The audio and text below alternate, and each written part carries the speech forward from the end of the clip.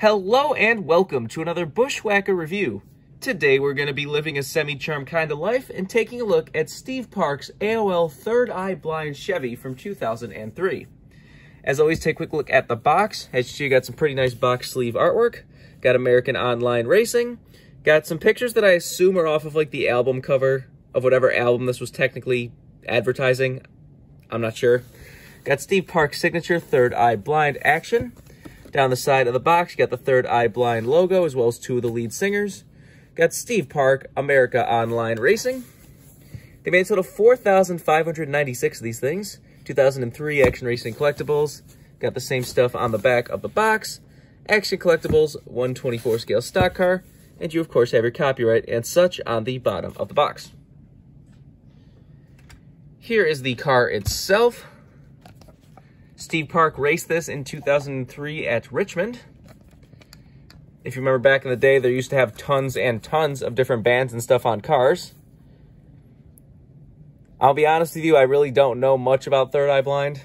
Semi-Charmed Life is like the only song that comes to mind when I think of this band. I was never really a big fan of Third Eye Blind back in the day. There was one other song they had that was really popular. What was it?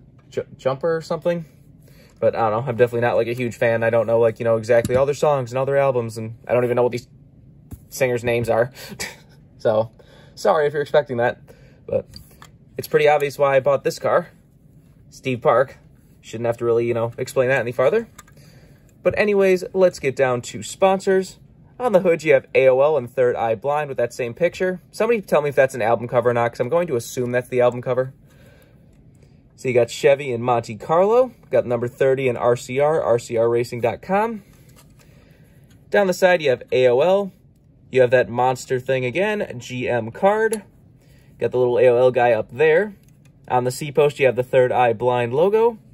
On the B post, you have Snap-on, Fig Newtons, and Sherwin-Williams. Got Steve Park's signature up there. Got Winston Cup and Budweiser. Just have the Out of the Vein. Going to assume that's the name of an album or something.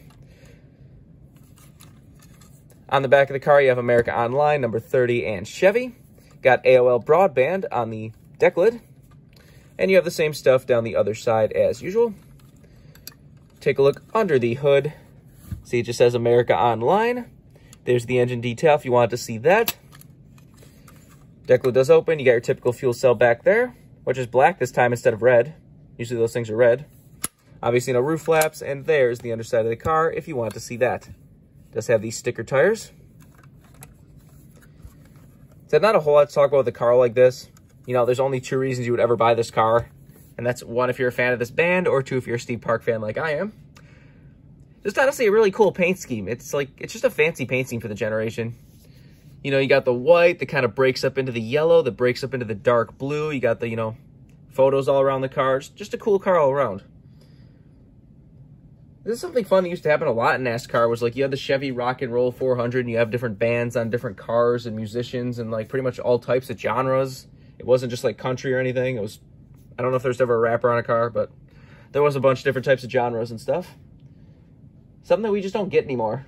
The last time I can remember anything really being on a car was that weird time that Target ran a Taylor Swift car for Juan Pablo Montoya and, was it Scott Dixon or was it Dario Franchitti? I don't know, but there was, you know, Taylor Swift cars back in like 2010 or 11. That's the last time I can really remember like a musician being on a car. I mean, it kind of made sense for a sponsor like AOL to run them. I mean, it was not that it really mattered with sponsors, because it was some sponsors that made sense with the cars running and other ones that didn't make sense. It's always kind of the same thing, how you have like, you know, sponsors like Kodak running movie cars make sense, but then you have a sponsor like M&M's running a movie car that like makes a little less sense, and then you have sponsors that make zero sense like Shell running a movie car. But Dale Jr. ran a bunch of Budweiser cars with bands on them and such. It's funny that M&M's never did do anything with any sort of a musician, I don't think. Hell, do something with Eminem. Why has that still never been a thing? Is it because he's not family friendly enough? I don't know, but I would love an Eminem's car.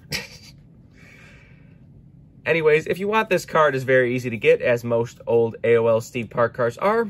I do have all of them. Well, I do even have the Jeff Green primary, because Steve Park raced the primary and never made his own primary. But This should be a pretty easy car if you want this car. But I think that's pretty much all there is to say. This has been a review of Steve Park's AOL Third Eye Blind Chevy from 2003. Hope you enjoyed, and thanks for watching.